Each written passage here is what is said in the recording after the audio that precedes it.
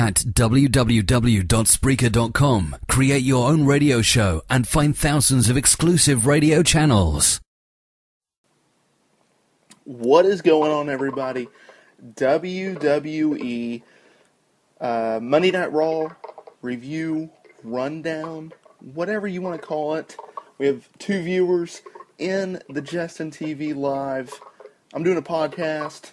WWE Monday Night Raw rundown review for June 18th of 2012. We're going to get into it, y'all. Thank you all for listening to the podcast, watching us on here.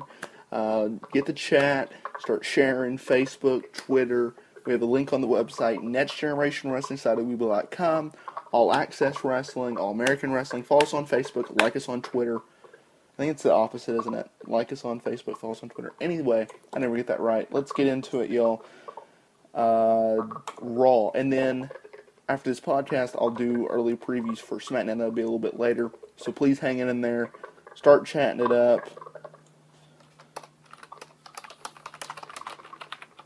And, I just misspelled watching. That's awesome in the chat. Anyway, let's get into it, y'all. Raw, as we just lost a viewer. They opened it up with Mick Foley. He comes out there, he does a promo saying that there's going to be a different Raw general manager every single week until they find a permanent Raw GM, right? And so that's all cool. John Laurinaitis comes out there and says, I need to tell the WWE Universe what I think, and give them pretty much a go-away present, as he likes to say. And they wouldn't give him much time to talk, so he's like, well, I'm gonna give my speech later on tonight. So he leaves the ring, and he says, well, actually Sheamus comes out there, don't he? Sheamus comes out there, and he does a promo about John Laurinaitis. And John Laurinaitis says, you know what, last night before I got fired, I made a main event. It's going to be John Cena versus Big Show, David Otunga, and myself, John Laurinaitis, in a 3-on-1 handicap match, and that's going to be your main event. Well, okay. And I don't know if he announced the first match or it just came about, but anyway, the next match is Sheamus and CM Punk taking on Daniel Bryan and Kane. Pretty good back-and-forth tag team match. AJ came out there at the end, dressed up as Kane, had a mask, costume like him, and just kind of just ran around the ring, distracted Kane. Kane went up halfway up to the stage. Punk hit the GTS, and Sheamus hit the probe kick on Daniel Bryan for the win. So Sheamus and CM Punk defeat Daniel Bryan and Kane. Then we have a little backstage segment with Vicky Guerrero, Jack Swagger, and Dolph Ziggler, and she says, well, I'm tired of y'all fighting over me. And so she says, whoever wins this match between Dolph Ziggler and Jack Swagger will have my services or my affection or something to that nature. They're okay. Decent back and forth action. You really can't get into the Jack Swagger gimmick in the sense of there's just something about him where you just can't get into the character. And holding the microphone, by the way, on the stream. Anyway, so they go back and forth. Dolph Ziggler ends up beating him with the zigzag, I believe.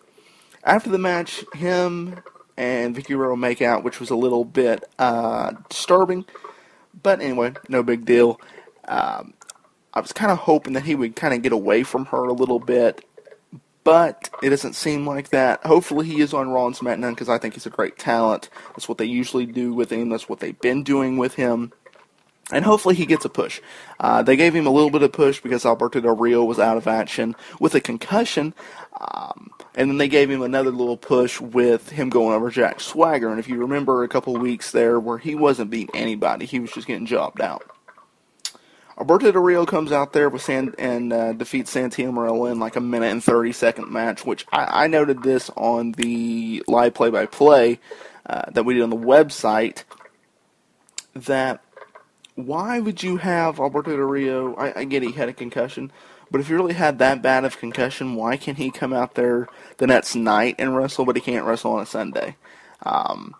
So if you really think about it, that's just WWE in the sense of, well, we already made this announcement, and you have to go out there on Monday Night Raw. You don't have a choice.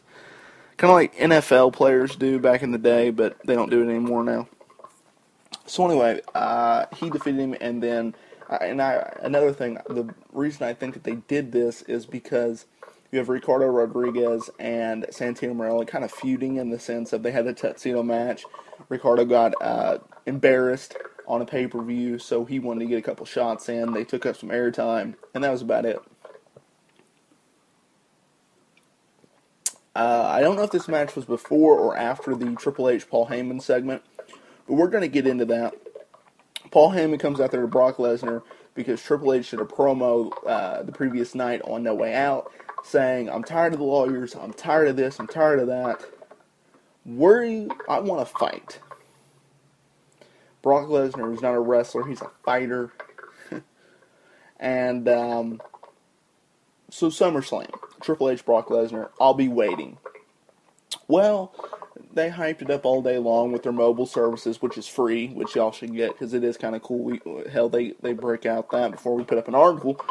And so they hyped Brock Lesnar coming back all night. All night. Well, of course, Paul Heyman comes out there because they can't give up Brock Lesnar's dates.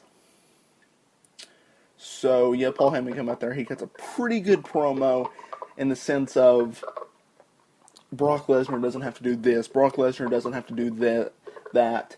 And Brock Lesnar can do whatever Brock Lesnar wants to do. In the sense of, yes, he can if you're thinking in the World Wrestling Entertainment world.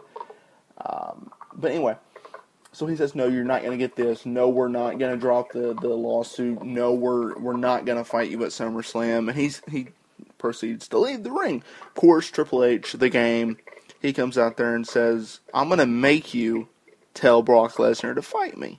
They go back and forth. Paul Heyman's like, what, are you going to punch me?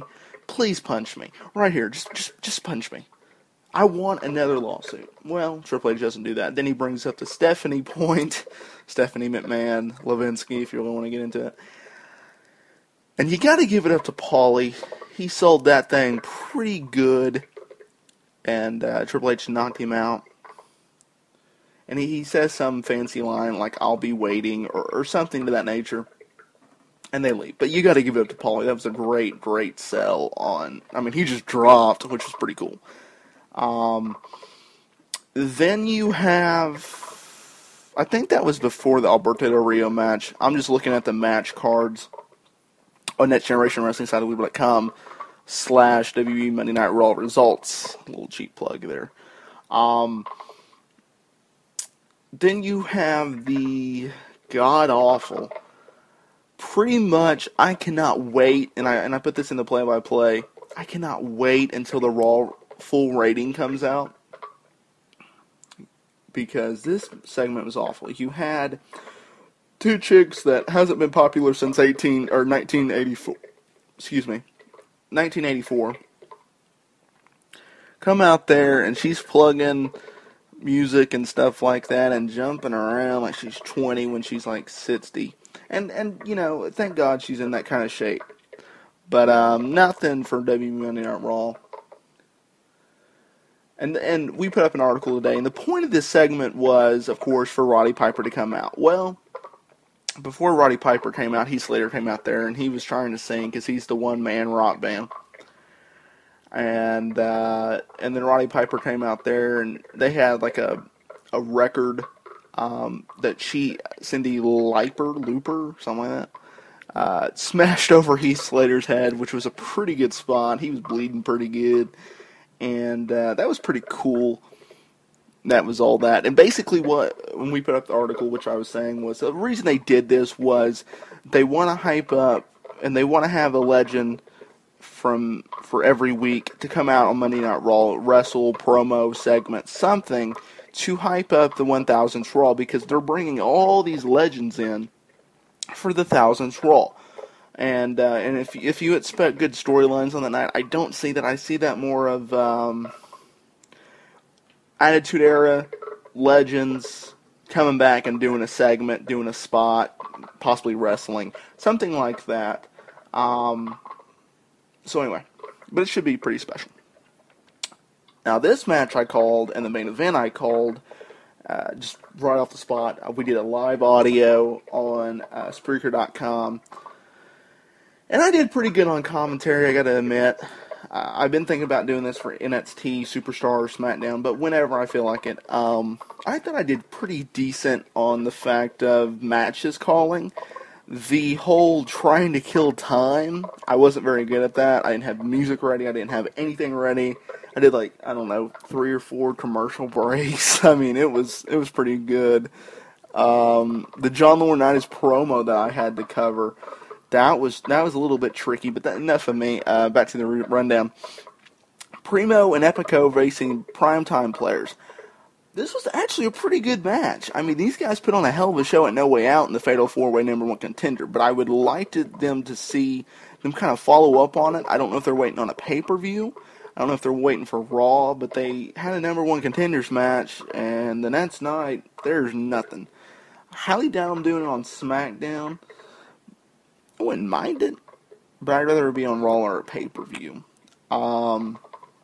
But that's what that went down. Primo and Epico defeated primetime players after a count-out, and I called that, and I could not get Epico and Primo's name correctly. Anyway, John Laurinaitis came out there to promo saying, you know what, y'all miss me, and I'm the best GM of all time, and blah, blah, blah, blah, blah. Big Show came out there, did a promo basically saying, there's no point in me staying out here and defending you. Bye. So it turned into a 2-on-1 at that point.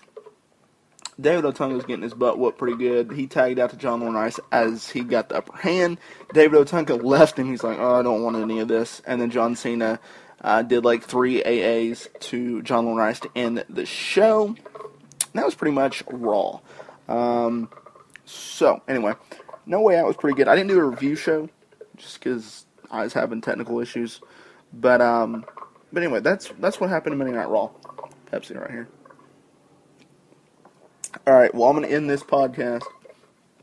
WWE Monday Night Raw Rundown Review, June 18th, 2012 results. NextGenerationWrestlingSiteOfWeeb.com. Like us on Facebook, follow us on Twitter. We're out of here, y'all, and we'll see you next time.